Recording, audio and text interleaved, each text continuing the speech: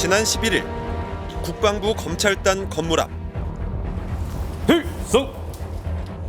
해병대원 사망 사건을 수사한 박정훈 대령이 군 검찰 수사를 거부하겠다고 밝혔습니다.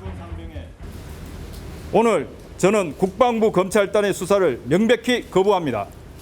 수사에 외압을 행사하고 부당한 지시를 한 국방부 예하 조직으로 공정한 수사가 이루어질 수 없기 때문입니다.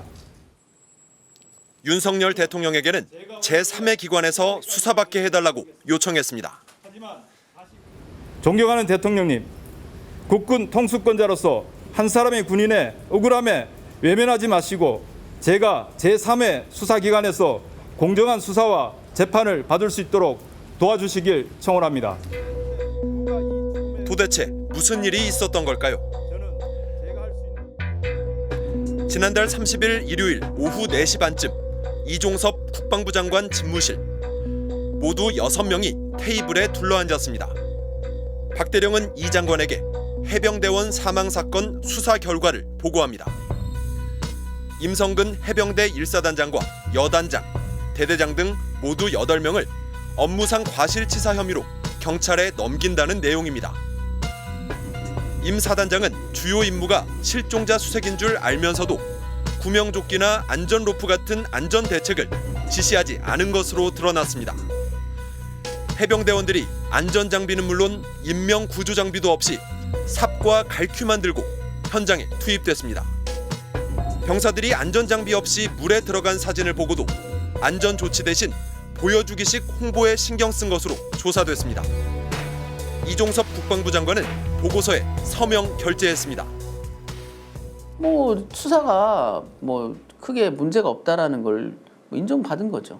그러니까 특별한 사정이 없으면 그대로 추진하는데 지장이 없다.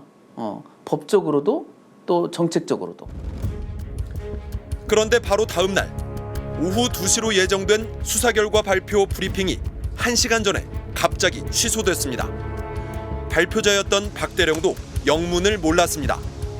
같은 시간 하기로 했던 국회 보고도 연기됐습니다. 국방장관의 지시였습니다. 전주에 이미 의원님들 일정도 다 잡았고 보좌진들에 대한 보고도 일정도 있었고 근데 당일날 와서 보고하기로 했던 부사령관도 국회에서 대기 중이었는데 황당했죠. 사실 이런 식으로 일을 할 수는 없는 거거든요. 이 지시를 내린 직후인 오후 1시 30분 이종섭 국방장관은 긴급 회의를 엽니다. 우즈베키스탄 출장을 2시간 앞둔 때였습니다. 참모인 유재은 법무관리관도 불렀습니다. 회의가 끝난 뒤 법무관리관이 박 대령에게 전화합니다. 5차례 이어진 통화에서 박 대령은 부당한 압력을 느꼈다고 밝혔습니다.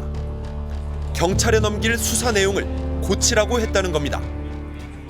죄명을 빼라, 혐의 사실을 빼라, 혐의자를 빼라 등 이런 얘기를 하길래 제가 분명히 얘기했습니다. 법무관리관님, 지금 하시는 말씀 저는 외압으로 느낀다.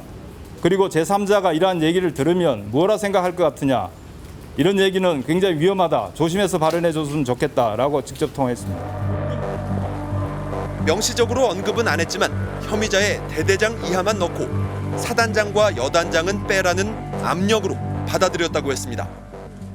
국방부 법무관리관이 저에게 이 사건에 대해서 직접적인 과실이 있는 사람은 한정하면 좋겠다라고 하길래 제가 직접적인 과실이 있는 사람이라고 하면 물에 들어가라고 한 대대장 이하를 이야기하느냐라고 되물었고 거기에 법무관리관은 그렇다라고 하길래 스피커폰으로 두 사람의 대화를 들은 해병대 수사관도 죄명, 혐의 내용을 빼라는 말을 들었다고 군 검찰에서 진술했습니다. 유 관리관은 압력을 행사하지도 않았고 혐의를 빼라고 한 적도 없다고 부인했습니다. 부상과실치사와 관련된 혐의자, 혐의 내용, 죄명을 빼라 그런 내용의 통화를 한 적 맞습니까? 없습니다. 오후 2시 51분 이 장관은 공항으로 가며 신범철 차관에게도 전화합니다.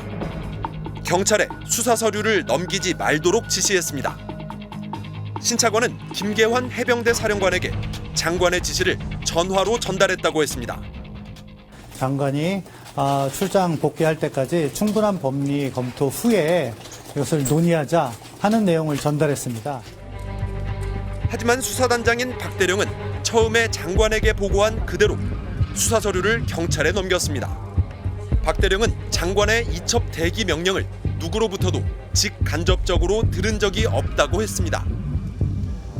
박 대령은 상급 부대 의견에 따라 수사 결과가 바뀌면 직권남용에 해당할 수 있고 유족이 알게 되면 사태가 걷잡을 수 없이 커질 수 있어서 수사 결과를 고칠 수 없다고 했습니다. 대상자를 빼려면 어쩔 수 없이 수사 기록 일부를 폐기해야 됩니다. 그럼 범죄가 돼요. 왜? 이미 8명을 입건해서 이첩하겠다는 수사보고서가 작성 완성돼 버렸기 때문에 8명에서 사단장 1명만 빼려고 그래도 그 수사 기록 다시 써야 되잖아요. 그럼 기존 거는 갈아엎어야 돼요. 훼손해야 된다고요. 그럼 범죄가 돼요. 어떡하라는 거예요? 박 대령은 상관의 지시를 어겼다는 이유로 곧바로 보직 해임됐습니다. 집단 항명 수괴로 지목됐습니다. 군 검찰은 경찰로 넘어간 수사 서류를 돌려받아 왔습니다. 경찰은 수사 자료를 그냥 내줬습니다. 해병대 군사경찰에서 제출한 걸 왜 국방부 검찰단 해줍니까? 국방부는 다 똑같다? 국방부에서 왔으니까 국방부 해준다? 그건 말이 안 되죠. 그렇게 따지면 뭐 서울중앙지검에서 온 서류를 대검찰청에 주나요? 국가인권위원회는 이 자체가 수사 개입일 수 있다고 보고 조사에 나서기로 했습니다. 국방부 검찰단이 즉시 경찰에 해병대 수사단의 수사 자료를 보내지 않는다든가 수사 자료 중 일부를 취사 선택하여 선별적으로 경찰에 보내는 경우 사건의 축소 은폐에 대한 국민적 의혹이 걷잡을 수 없이 커질 것임이 불을 보듯 뻔하다 하지 않을 수 없습니다. 국방부 조사본부는 사건을 다시 검토했습니다. 그 결과 처음 수사가 뒤집혔습니다. 최초 혐의자 8명 가운데 현장 지휘를 맡았던 대대장 2명에게만 과실치사 혐의를 적용했습니다. 임성근 사단장의 혐의는 다툴 여지가 있다며 뺐습니다. 잘못을 엄중히 처벌해야 하지만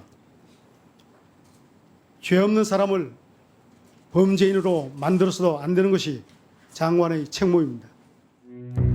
수사 서류는 사망사고 36일 만인 지난 목요일 경찰에 넘어갔습니다.